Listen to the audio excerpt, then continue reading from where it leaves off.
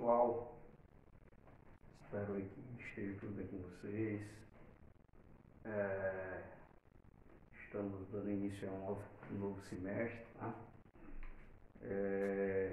Ainda com atividades remotas devido à pandemia e provavelmente só iremos voltar de forma presencial quando a vacina estiver disponibilizada aí para todos, tá certo? E nesse ínterim, né, a gente tem que se adaptar às atividades remotas, às aulas remotas.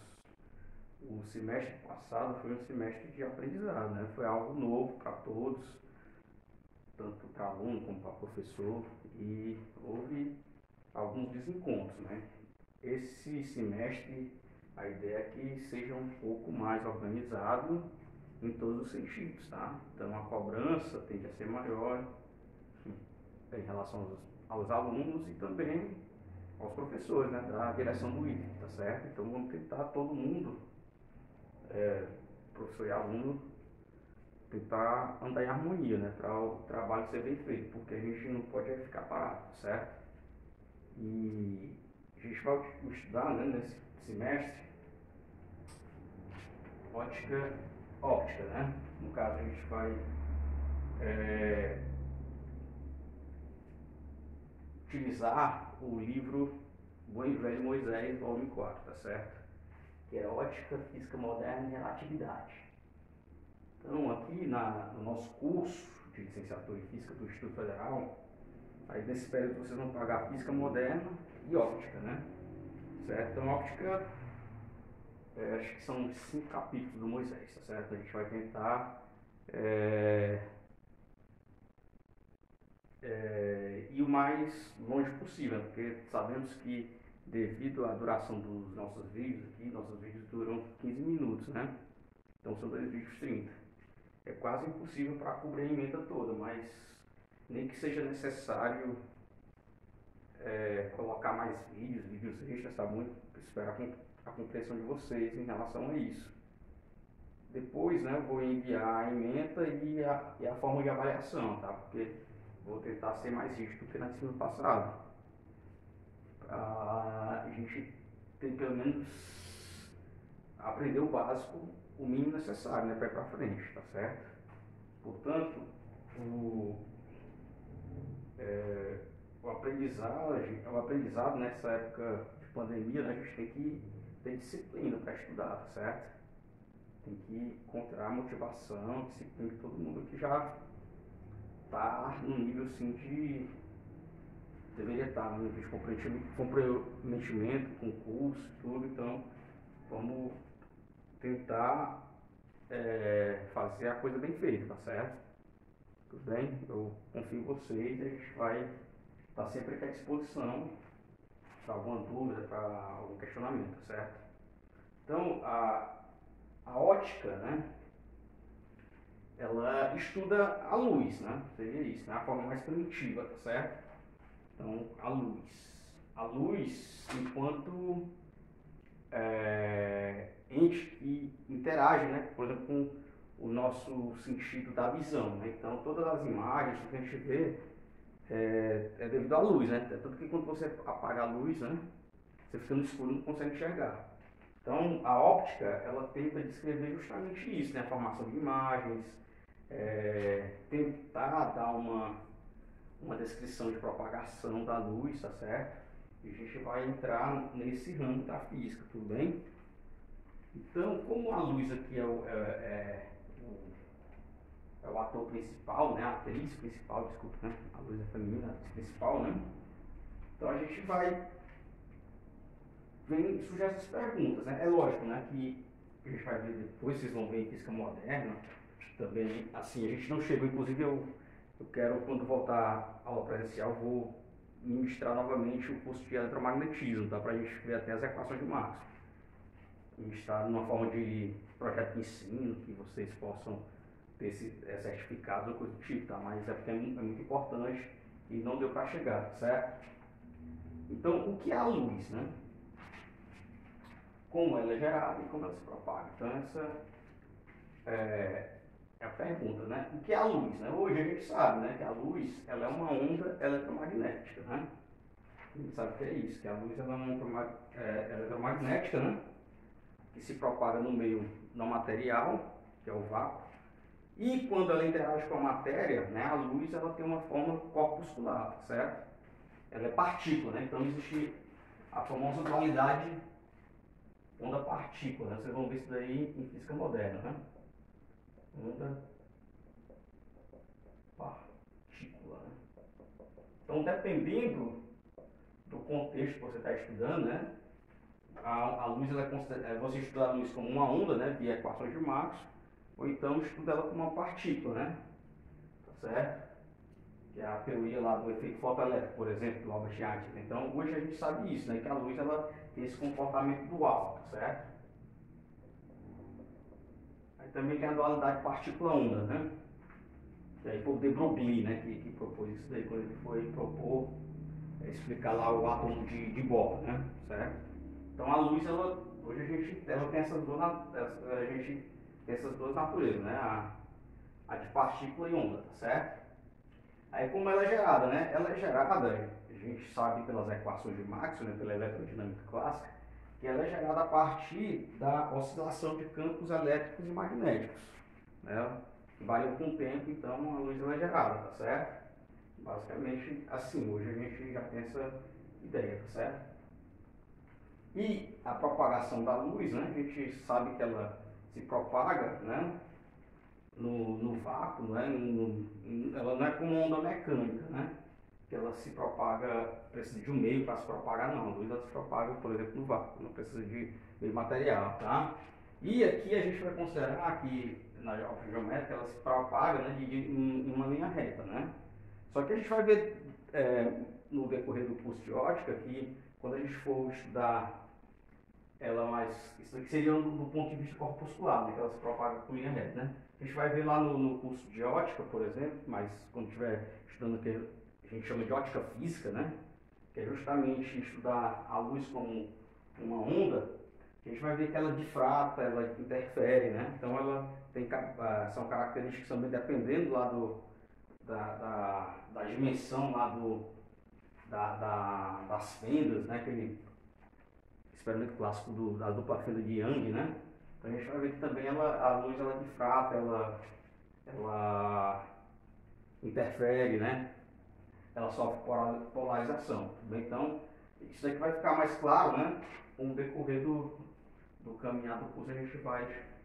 E quando vocês também estiverem estudando física moderna, vocês vão ver lá na física moderna que o problema, né? Um dos problemas que motivou a descoberta da mecânica quântica e o mundo pré-mecânica quântica é o famoso problema da radiação do corpo negro, né? Do Blackbird, né? Então, o Planck, ele descobriu isso, né? Então ele mostrou que aquela energia eletromagnética, né, que saía do corpo negro, ela varia, ela só poderia tomar valores inteiros, né, da frequência, né? Aquela famosa fórmula, né, de Planck, né? HNI, né, onde N é a frequência, né? NHNI, né? Seria isso aqui, então, certo? Aí logo depois, o Albert Einstein, né, com essa hipótese de Planck, né, que é a luz, ó, ele mostrou isso, ó, que a luz que é irradiada lá pelo corpo negro, né, só pode, onde N é inteiro, né, onde N vai 1, 2, 3, né, então aí é quantizada, né, então a energia é quantizada. Então é a luz, né, porque antes na teoria clássica do corpo negro, né, que tem lá acho que é a teoria do corpo negro, né, tem a hipótese de raios de Jeans, e outro cara lá, né, que ela, quando vai calcular, dá a famosa catástrofe do infravermelho, né, não bate, a teoria não bate com o experimento, tá certo?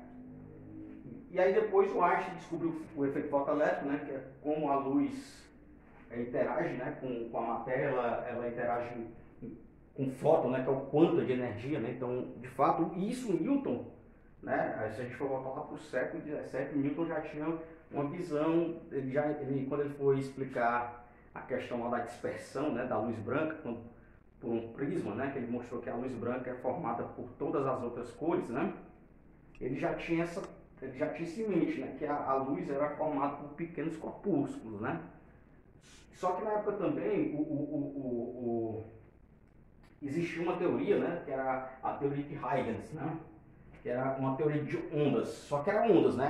Até então, só fomos descobrir a natureza da luz com o Maxwell no século XIX, né? Que ele mostrou que quando ele resolveu lá as equações, né, dele, ele mostrou que a onda, que a luz era uma onda eletromagnética, né? Então o Huygens, né, ele propôs uma teoria ondulatória lá, baseada num princípio que tem o nome dele, tá certo? E depois foi utilizado quando isso também já era utilizado para descrever a luz, né? Interessante, né? Como acho que já sabiam que a luz difratava, ela, ela interferia, né? Então já dava para explicar alguns fenômenos da óptica utilizando essa ideia de onda, de a luz como uma onda, né? É tanto que isso daqui, né, essa teoria ondulatória, ela meio que ofuscou a teoria corpuscular até a chegada da mecânica quântica, né? Quando Einstein mostrou lá, né, que a radiação, quando interage com a matéria, né, ela de fato, né, se comporta como uma partícula, né? Isso foi provado naquele experimento do efeito Compton, né? O efeito Compton, ele mostra justamente isso, ele comprovou de fato isso daí, né? Que a luz, ela transporta momento, né? Ela é desviada lá, ela é desviada por um elétron, tá certo? Tudo bem? Então, mas isso daí a gente vai, vocês vão pagar a física moderna, vão ver melhor, tá bom? Então a gente vai focar primeiro aqui na ótica geométrica, né? Tudo bem? Então, um dos primeiros conceitos da óptica geométrica é o conceito de propagação retilínea da luz, tá? Ou seja, né, que a luz se propaga em linha reta, né? Então vamos considerar aqui, ó, um meio homogêneo, né? Então o meio homogêneo é aquele que apresenta as mesmas características em todos os elementos de volume, tá? Ou seja, né, é um meio que ele tem uma densidade, seria isso, né, uniforme, né? Então se você pegar bem que por exemplo, eu estou aqui nessa sala, né? Aqui tem o ar atmosférico, não é isso? Nesse caso, a gente pode considerar, né, que o volume de ar que tem aqui, ele é homogêneo, ou seja, né, todo ponto ele tem a mesma densidade de volume, tá certo? Mesma densidade volumétrica. Aí isso, a luz, quando isso ocorre, a luz se propaga em linha reta, tá certo? Porque ela não vai dispersar, não vai ter nenhum outro fenômeno relacionado à propagação da luz, né? Que a gente vai ver que tem a reflexão, tem a refração, tem a difração, tá certo? Então, nesse caso, a luz se propaga em linha reta, né? Então, a gente vai considerar esses meios aqui, ó, meio homogêneo. Meio homogêneo, tá?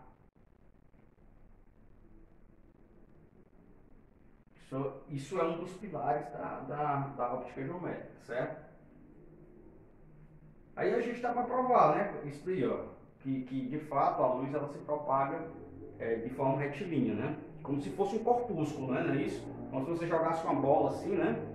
Seria essa aqui, né? Inicialmente essa percepção da ótica geométrica, tá? Que a luz é um corpúsculo e se propaga em linha reta.